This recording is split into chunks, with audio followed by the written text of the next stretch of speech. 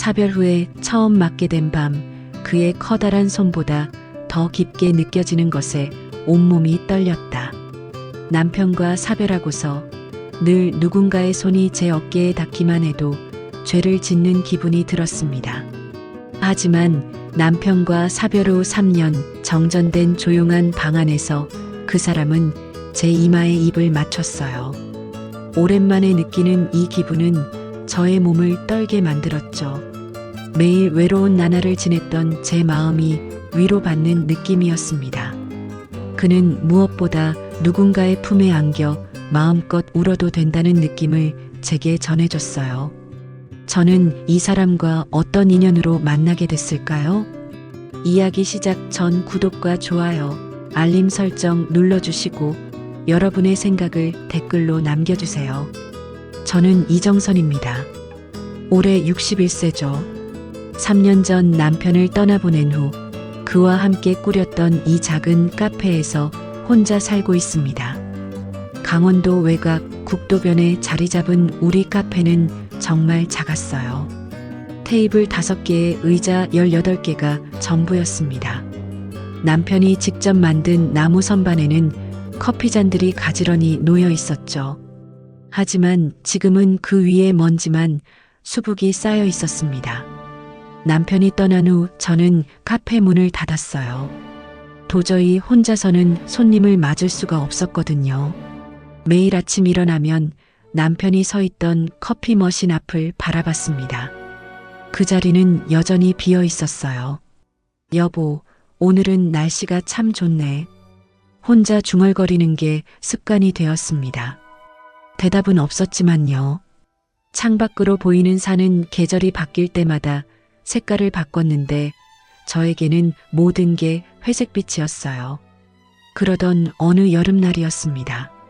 새벽 6시쯤 되었을까요? 저는 늘 그 시간에 일어나 창가에 앉아 차를 마시곤 했어요. 그날도 마찬가지로 차를 우리고 있는데 국도변 주유소에서 움직이는 사람 하나가 눈에 들어왔습니다. 중년 남자였어요. 키가 제법 크고 어깨가 넓었습니다. 그런데 뭔가 달랐어요. 다른 주유소 직원들과는 다르게 움직임이 조심스러웠거든요.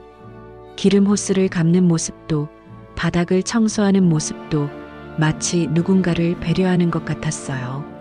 며칠 동안 계속 그 남자를 보게 되었습니다. 매일 새벽 같은 시간에 나타나서 성실하게 일하는 모습이었어요. 그런데 이상했습니다. 왜 계속 그 사람에게 시선이 가는 걸까요? 남편과 함께 살 때는 주유소 직원들을 신경 쓴 적이 없었거든요. 그저 기름 넣으러 갈 때나 마주치는 사람들이었으니까요.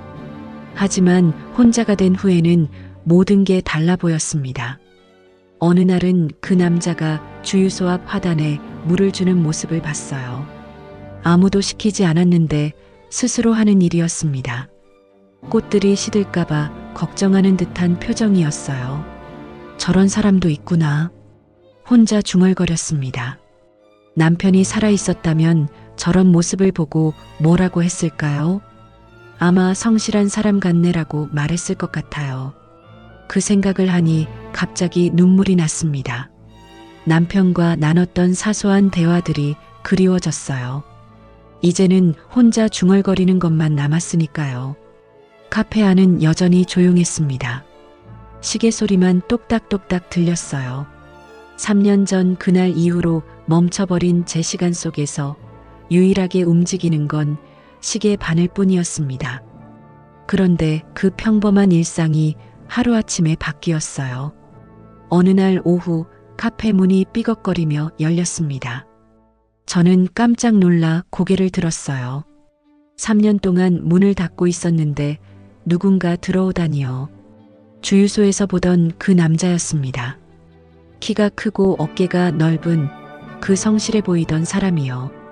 그런데 가까이서 보니 생각보다 나이가 많아 보였어요. 아마 저와 비슷하거나 조금 더 많을 것 같았습니다. 안녕하세요. 남자가 조심스럽게 인사했습니다.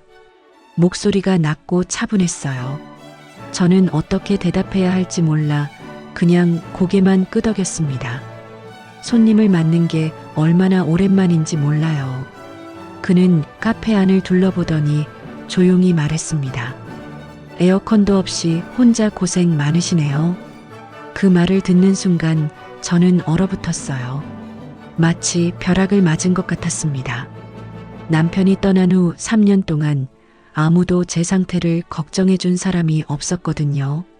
손이 떨렸습니다. 물컵을 집으려 했는데 자꾸 놓칠 것 같았어요. 겨우 물을 따라서 그에게 건넸습니다. 한마디도 할 수 없었어요. 목구멍이 막힌 것 같았거든요. 감사합니다. 남자는 물을 받으며 미소를 지었습니다. 그런데 그 미소가 어떤 의미인지 저는 알 수 없었어요. 동정인지 친근함인지 아니면 단순한 예의인지요. 그날 이후 이상한 일이 일어났습니다. 매일 새벽 6시 반쯤 되면 카페 문이 열렸어요. 그 남자가 주유소 일을 시작하기 전에 들러서 커피 한 잔을 주문하는 거였습니다. 처음에는 당황스러웠어요. 3년 동안 혼자였는데 갑자기 매일 손님이 오니까요. 그런데 며칠 지나니 기다리고 있는 저를 발견했습니다.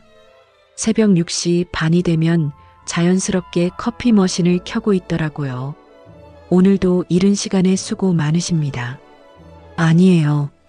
일찍 일어나는 게 습관이라서요. 간단한 대화였지만 저에게는 큰 의미였어요. 3년 동안 혼자 중얼거리기만 했는데 누군가와 주고받는 말이 있다는 게 신기했습니다. 그런데 한 가지 이상한 게 있었어요. 그 남자는 절대 서두르지 않았습니다. 커피를 천천히 마시면서 창밖을 보거나 제가 하는 일을 조용히 지켜봤어요. 마치 이 시간 자체를 소중히 여기는 것 같았습니다. 혹시 아침 식사는 하시나요? 어느 날 그가 물었습니다. 저는 깜짝 놀랐어요. 3년 동안 누구도 제 끼니를 걱정해주지 않았거든요. 보통 빵 한 조각 정도만 먹어요. 그럼 제가 가끔 뭔가 가져와도 될까요? 저도 혼자 사는데 많이 만들 때가 있어서요. 그 말에 가슴이 뜨거워졌습니다. 누군가 저를 위해 뭔가를 준비하겠다고 하다니요. 남편 이후로는 처음이었어요. 며칠 후 그는 정말로 도시락을 가져왔습니다. 김밥이었는데 정성스럽게 싸운 게 보였어요. 한 입 먹어보니 짠맛이 딱 맞았습니다. 맛있어요. 직접 만드신 거예요? 네, 서툴지만요. 그때 문득 깨달았습니다. 이 사람이 내 남편이 죽고 난 뒤 처음으로 내 상태를 물어준 사람이라는 거요. 그 첫마디가 계속 귓가에 맴돌았습니다. 에어컨도 없이 혼자 고생 많으시네요. 그 말 한마디가 저를 다시 살아있게 만들었어요. 누군가 저를 봐주고 있다는 느낌, 그게 이렇게 소중한 줄 몰랐습니다. 그런 평온한 일상이 일주일쯤 계속되었을까요? 어느 날 아침 평소보다 조금 늦게 그가 나타났습니다. 손에 뭔가를 들고 있었어요. 가까이 와서 보니 낡은 털모자였습니다. 제 심장이 멈추는 것 같았어요.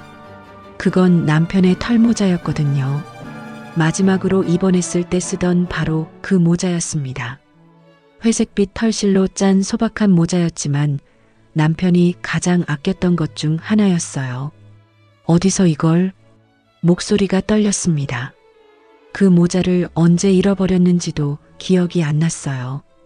아마 남편이 떠난 후 정신이 없을 때였을 거예요. 창고 뒤편에 있었습니다. 그의 목소리도 평소와 달랐어요. 조심스럽고 무거웠습니다. 마치 함부로 다뤄서는 안 될 것을 만진 것처럼요. 이런 건 함부로 못 버리죠. 그 말을 하면서 그의 손이 미세하게 떨리고 있는 걸 봤습니다. 털모자를 건네는 손가락 끝이 조금씩 흔들리고 있었어요. 왜 그럴까요? 단순히 남의 물건을 찾아준 것뿐인데 말이에요. 저는 그 모자를 받아들었습니다. 3년 만에 만지는 남편의 체온이었어요. 물론 이미 차갑게 식어버렸지만 여전히 남편의 냄새가 희미하게 남아있는 것 같았습니다. 고맙습니다. 겨우 그 말만 할 수 있었어요. 더 말하면 울 것 같았거든요. 그런데 그는 제 표정을 보더니 자리에 앉지 않고 그냥 서 있었습니다. 오늘은 커피 안 드시고 가세요? 아, 네. 오늘은 그냥. 말을 마치지 못하고 그는 문 쪽으로 향했어요. 그런데 문 앞에서 멈춰 서더니 뒤돌아봤습니다. 소중한 것들은 어디 가지 않아요. 다만 우리가 잠깐 놓칠 뿐이죠. 그 말을 남기고 그는 나갔습니다. 저는 한참 동안 그 자리에 서 있었어요. 털모자를 꼭 껴안고서요. 그날 밤 잠이 오지 않았습니다. 털모자를 베개 옆에 두고 계속 바라봤어요. 남편이 그 모자를 쓰고 웃던 모습이 생각났습니다. 겨울마다 그 모자를 쓰고 눈사람을 만들어주던 모습도요. 그런데 이상했어요. 슬픔보다는 궁금함이 더 컸습니다. 그 남자는 왜 그렇게 조심스러워 했을까요? 왜 손이 떨렸을까요? 그리고 마지막에 한 말은 무슨 뜻이었을까요? 소중한 것들은 어디 가지 않아요. 그 말이 계속 머릿속을 맴돌았습니다. 마치 경험에서 우러나온 말 같았어요. 누군가 잃어본 사람만이 할 수 있는 말 같았습니다. 다음 날 아침 그는 평소와 같은 시간에 왔어요. 그런데 뭔가 달랐습니다. 눈빛이 더 조심스러웠고 말수도 적었어요. 어제는 고마웠어요. 제가 먼저 말을 걸었습니다. 그는 고개를 끄덕이더니 조용히 대답했어요. 별일 아니었습니다. 아니에요. 저에게는 정말 소중한 거였어요. 그 말에 그의 표정이 잠깐 흔들렸습니다.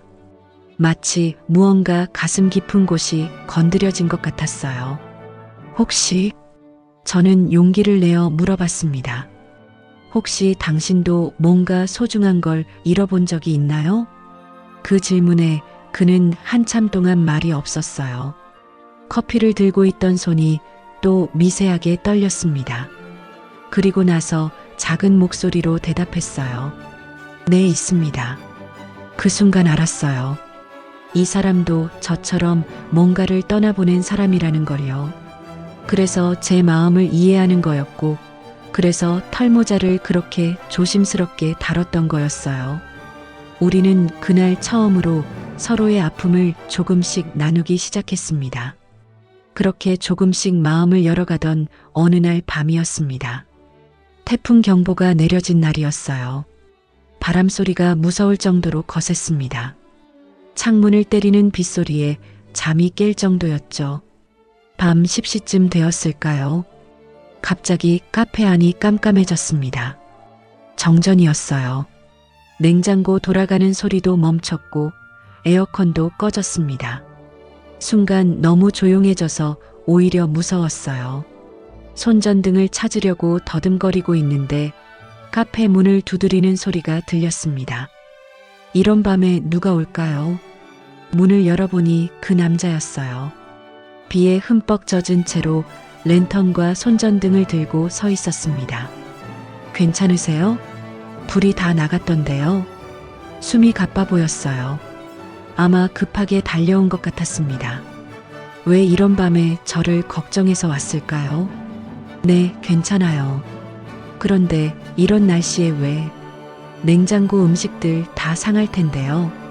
제가 아이스박스 가져왔어요. 정말로 큰 아이스박스를 끌고 왔더라고요.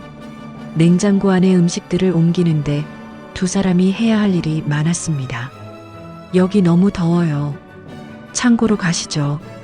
창고는 카페보다 조금 더 시원했어요. 그곳에서 랜턴을 켜고 나란히 앉았습니다. 그는 부채 2개를 가져왔더라고요. 이거라도 있으면 조금 나을 거예요. 부채질을 하면서 우리는 조용히 앉아 있었습니다. 태풍 소리만 윙윙거리고 있었어요. 랜턴 불빛이 창고 안을 희미하게 비추고 있었습니다. 전기 언제쯤 들어올까요? 아마 내일 아침은 되어야 할 것 같아요. 그렇게 말하면서 그는 부채질을 계속했습니다. 제 쪽으로 바람이 오도록 각도를 맞춰서요. 저도 그를 향해 부채질을 했어요. 1시간쯤 그렇게 있었을까요? 갑자기 제 부채가 그의 부채와 부딪혔습니다.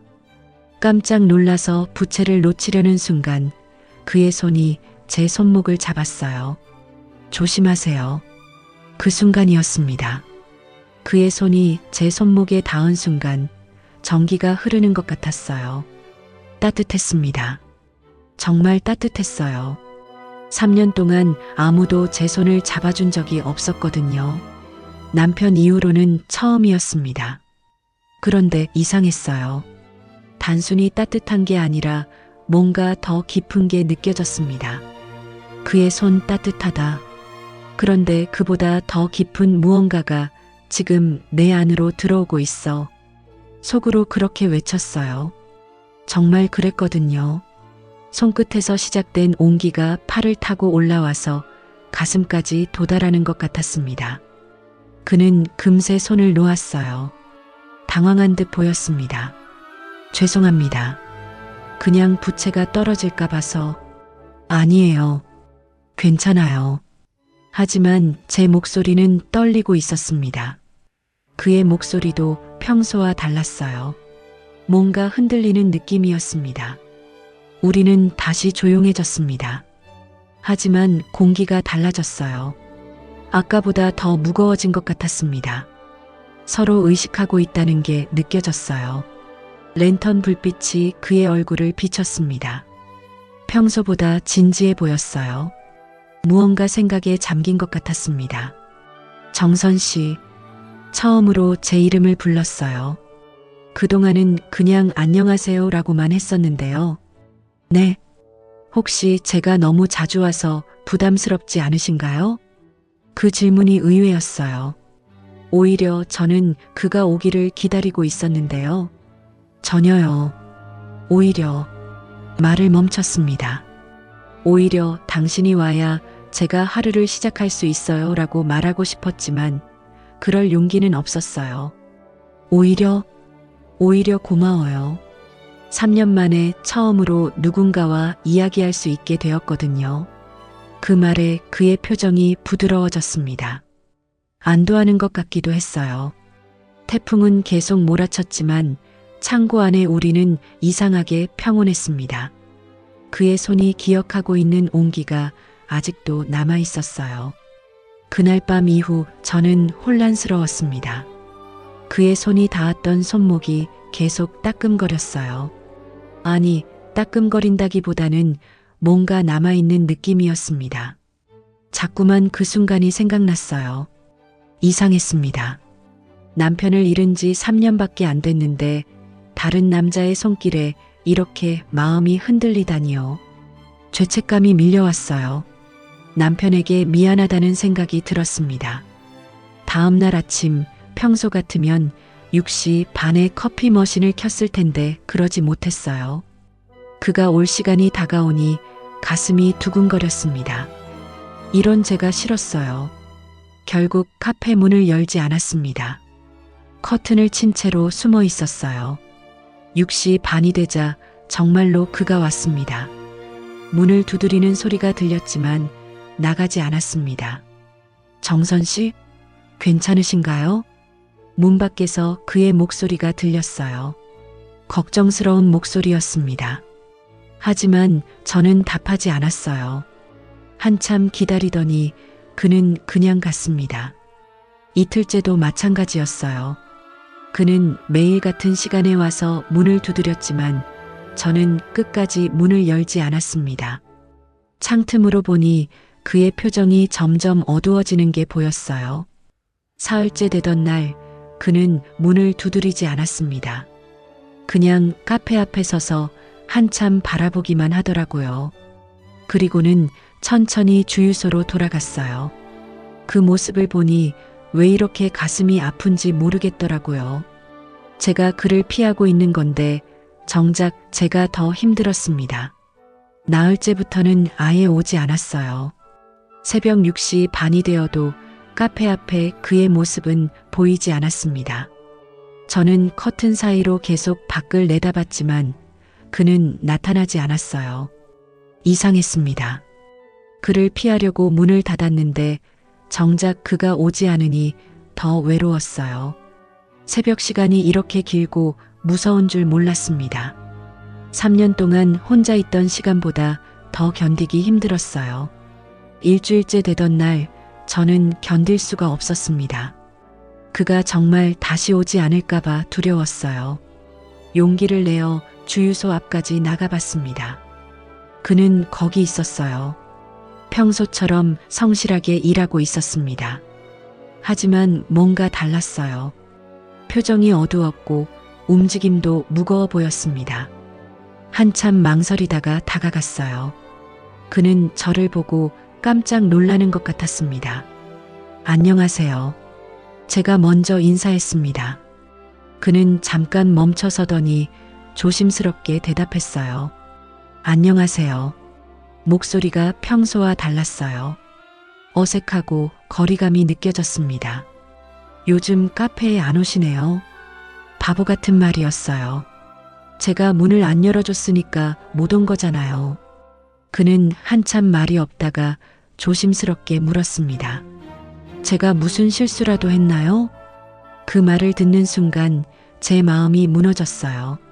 실수한 건 저였는데 그는 자신을 탓하고 있었던 거예요. 아니에요. 목소리가 떨렸습니다. 그럼 왜? 오히려 저는 더 이상 거짓말을 할 수 없었어요. 오히려 그날 이후 혼자 있는 게 더 힘들어졌어요. 그 말을 하고 나니 눈물이 났습니다. 일주일 동안 참고 있던 눈물이 터진 거예요. 죄송해요. 제가 이상해졌나 봐요. 3년 동안 혼자 살았는데 갑자기 누군가와 있는 게 좋아지니까 무서워졌어요. 그는 아무 말 없이 저를 바라봤습니다. 그러더니 조용히 말했어요. 무서워하실 필요 없어요. 저도 마찬가지거든요. 네. 저도 누군가와 함께 있는 게 좋아진 게 무서웠어요. 하지만 이제 알겠어요. 그게 잘못된 감정이 아니라는 걸요. 그의 말에 저는 더 눈물이 났습니다. 그제야 깨달았어요. 저 혼자만 이런 감정을 느끼고 있는 게 아니었다는 걸요. 내일 아침에 다시 와도 될까요? 네, 기다리고 있을게요. 그 말을 하고 나니 일주일 만에 처음으로 마음이 편해졌습니다. 그렇게 다시 일상이 시작되었습니다. 그는 매일 아침 6시 반에 카페로 왔고 저는 기다리고 있었어요. 하지만 뭔가 달라졌습니다. 전보다 더 편안해진 것 같았어요. 그런데 며칠 후 문제가 생겼습니다. 유난히 더운 날이 이어졌는데 에어컨이 고장 나버린 거예요. 수리기사를 불러도 부품이 없어서 일주일은 기다려야 한다고 했습니다. 이런 더위에 어떻게 지내세요? 그가 걱정스럽게 물었어요. 저는 괜찮다고 했지만 실제로는 정말 힘들었습니다. 밤에도 더워서 잠을 제대로 잘 수가 없었어요. 사흘째 되던 날이었습니다. 아침부터 기온이 35도까지 올라갔어요. 카페 안은 찜통 같았습니다. 그날도 그는 평소 시간에 와서 커피를 마셨는데 제가 자꾸 어지러워하는 걸 봤나 봐요. 얼굴이 너무 빨갛네요. 괜찮으세요? 네, 조금 더울 뿐이에요. 그렇게 말했지만 사실 머리가 띵했습니다. 몸도 축 늘어지는 것 같았어요. 오후가 되자 상황이 더 심해졌습니다. 손님도 없는 카페에서 혼자 앉아 있는데 갑자기 눈앞이 깜깜해지더라고요. 그리고는 정신을 잃었습니다. 언제였을까요? 누군가 제 이마에 차가운 수건을 올려놓는 게 느껴졌어요. 눈을 뜨니 천장이 보였습니다. 제 집 침실이었어요. 정신 차리셨네요. 익숙한 목소리였습니다. 고개를 돌리니 그가 제 침대 옆에 앉아 있었어요. 손에는 젖은 수건을 들고 있었습니다. 어떻게? 카페에서 쓰러져 계셨어요. 119를 부를까 했는데 열이 너무 심해서 일단 집으로 모시고 왔습니다. 그의 목소리에 걱정이 가득했어요. 얼마나 놀랐을까요? 지금 몇 시예요? 저녁 8시쯤 되었어요. 5시간 정도 주무셨네요. 5시간 동안 제가 정신을 잃고 있었다는 거예요? 그런데 그는 그 시간 동안 계속 제 곁에 있었던 건가요? 침대 옆 탁자를 보니 해열제와 물컵, 그리고 죽 한 그릇이 놓여 있었습니다. 이걸 다 준비해 주신 거예요? 네, 약국에서 해열제 사고 죽도 끓여왔어요. 열이 내리면 조금씩 드세요. 남편도 제가 아플 때 이렇게까지 세심하게 챙겨주지 않았는데 이 사람은 왜 이렇게까지 해주는 걸까요? 고마워요. 하지만 이제 괜찮으니까 가셔도. 아직 열이 완전히 내리지 않았어요. 조금 더 지켜보고 갈게요. 그는 다시 제 이마에 차가운 수건을 올려놓았습니다. 그의 손이 제 이마에 닿는 순간 묘한 기분이 들었어요. 차갑고 시원한 느낌이었는데 동시에 따뜻함도 느껴졌습니다. 왜 이렇게까지 해주세요? 저도 모르게 물어봤어요. 그는 잠깐 손을 멈추더니 조용히 대답했습니다. 혼자 아프면 더 힘들잖아요. 그 말에 가슴이 뜨거워졌어요. 정말 그랬거든요. 남편이 떠난 후 혼자 아팠던 적이 몇 번 있었는데 그때마다 정말 외롭고 무서웠습니다. 당신도 혼자 사시나요? 네, 저도 혼자 살아요. 가족은? 옛날에 있었죠.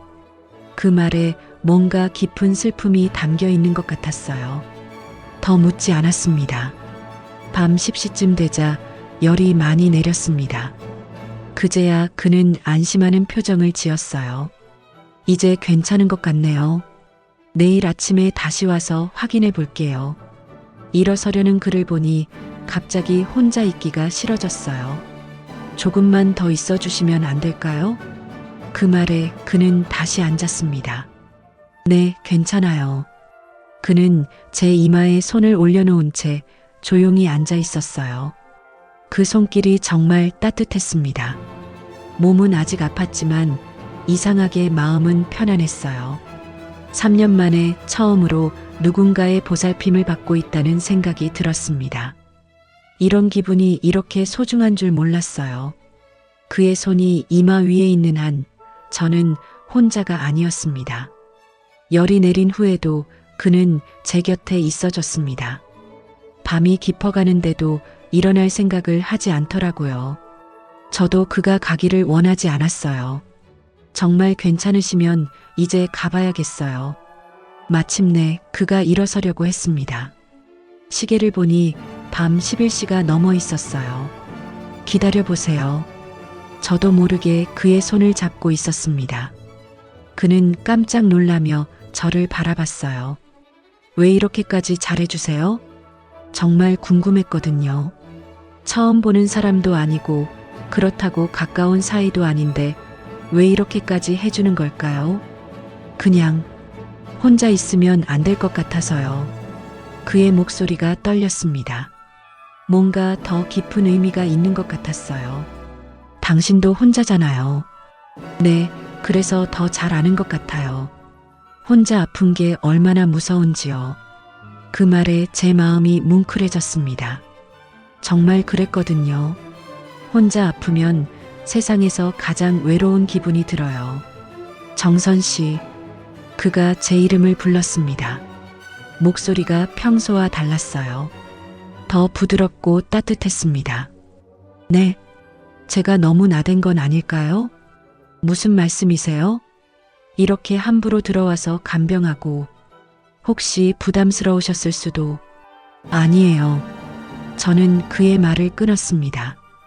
오히려 고마워요. 3년 만에 처음으로 누군가가 저를 걱정해 줬거든요. 그 말을 하고 나니 눈물이 났어요. 정말 고마웠거든요. 그는 조용히 제 옆에 다시 앉았습니다. 그리고는 조심스럽게 손을 내밀어 제 이마를 만졌어요. 아직 조금 뜨거우네요. 그의 손이 이마에서 천천히 뺨으로 내려왔습니다. 저는 눈을 감았어요. 그 손길이 너무 따뜻해서요. 정선 씨, 다시 제 이름을 불렀습니다. 저는 눈을 뜨고 그를 바라봤어요.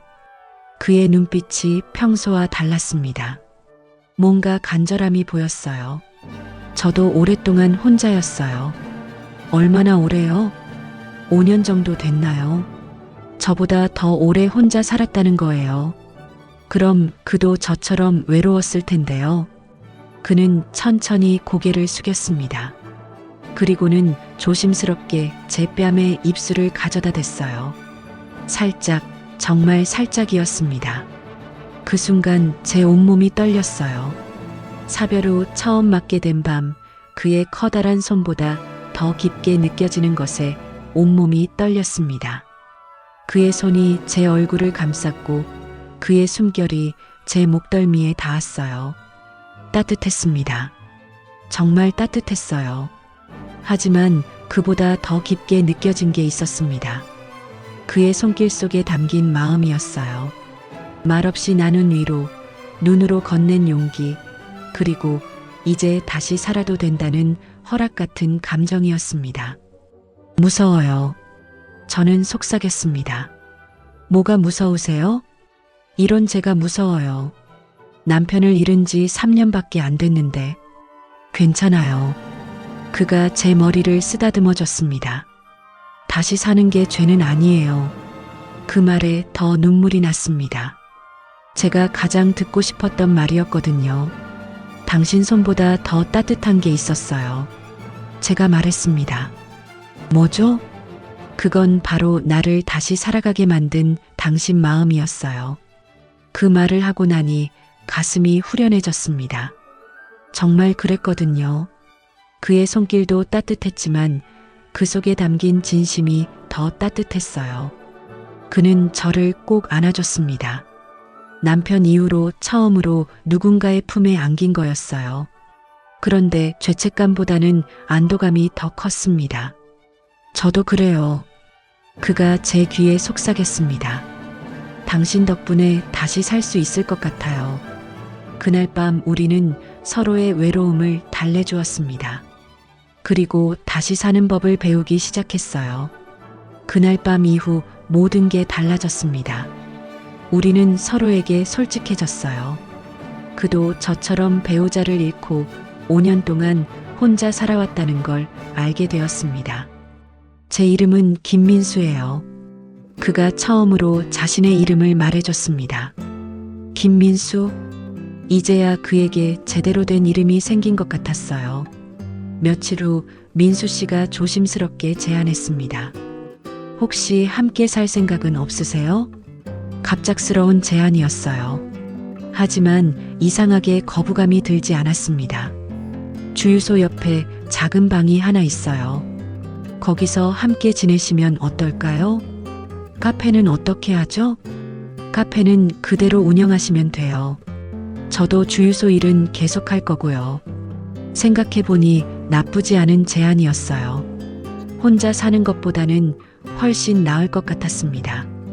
일주일 후 저는 카페 2층 살림을 정리해서 주유소 옆 작은 방으로 이사했습니다. 그리 크지 않은 방이었지만 둘이 살기에는 충분했어요. 처음에는 어색했습니다. 3년 동안 혼자 살다가 갑자기 누군가와 함께 지내니까요. 하지만 민수 씨는 제 생활 패턴을 배려해줬어요. 아침에는 여전히 6시에 일어나서 카페로 갔습니다. 민수 씨도 6시 반에 일어나서 커피를 마시러 왔고요. 예전과 똑같았지만 뭔가 다른 기분이었어요. 오늘도 수고하세요. 당신도 오늘 하루 화이팅이에요. 작은 대화였지만 하루를 시작하는 힘이 되었습니다. 저녁에는 함께 밥을 먹었어요. 민수 씨가 요리를 잘해서 맛있는 음식을 많이 해줬습니다. 남편도 요리를 해줬지만 민수 씨 요리는 또 다른 맛이었어요. 맛있어요. 어디서 배우신 거예요? 혼자 살면서 배웠어요. 처음에는 라면밖에 못 끓였는데요. 그 말에 웃음이 났습니다. 저도 남편이 떠난 후 요리하는 법을 새로 배웠거든요. 한 달쯤 지나자 완전히 익숙해졌습니다. 카페와 주유소에는 매일 따뜻한 불빛이 켜졌어요. 제가 카페에서 일할 때 민수 씨는 주유소에서 일하고 저녁에는 함께 시간을 보냈습니다. 행복해요. 어느 날 저녁 함께 차를 마시면서 말했습니다. 저도요. 민수 씨도 미소를 지었어요. 처음에는 죄책감이 들었어요. 남편을 잃은 지 얼마 안 됐는데 다른 사람을 좋아하게 되니까요. 저도 그랬어요. 아내한테 미안한 마음이 들었습니다. 민수 씨도 아내를 잃었구나. 그래서 제 마음을 그렇게 잘 이해해줬던 거예요. 하지만 이제는 알겠어요. 다시 사는 게 죄가 아니라는 걸요. 맞아요. 오히려 살아있는 사람의 의무인 것 같아요. 그 말에 고개를 끄덕였습니다. 정말 그런 것 같았어요. 계절이 바뀌고 또 바뀌었습니다. 우리는 서로에게 익숙해졌고 서로를 아끼게 되었어요. 처음에는 동반자 같은 느낌이었는데 점점 진짜 사랑으로 변해갔습니다. 정선 씨, 네, 사랑해요. 민수 씨가 처음으로 그 말을 했습니다. 저도 그 말을 기다리고 있었어요. 저도 사랑해요. 61세에 다시 찾은 사랑이었습니다. 젊을 때의 사랑과는 달랐어요. 더 깊고 더 소중했습니다. 어느 날 저는 깨달았어요. 그날 밤 느꼈던 그 깊은 감정이 무엇이었는지 말이에요. 당신 손보다 더 깊었던 건 내 고요한 삶을 다시 움직이게 만든 사랑이었어요. 민수 씨에게 말했습니다. 저도 그래요. 당신 덕분에 다시 살 수 있게 되었어요. 우리는 서로 손을 잡았습니다. 처음 만졌을 때처럼 따뜻했지만 이제는 떨리지 않았어요. 편안하고 든든했습니다. 주유소와 카페에는 오늘도 따뜻한 불빛이 켜집니다. 그리고 그 불빛 아래서 우리는 매일 다시 사는 법을 배우고 있어요.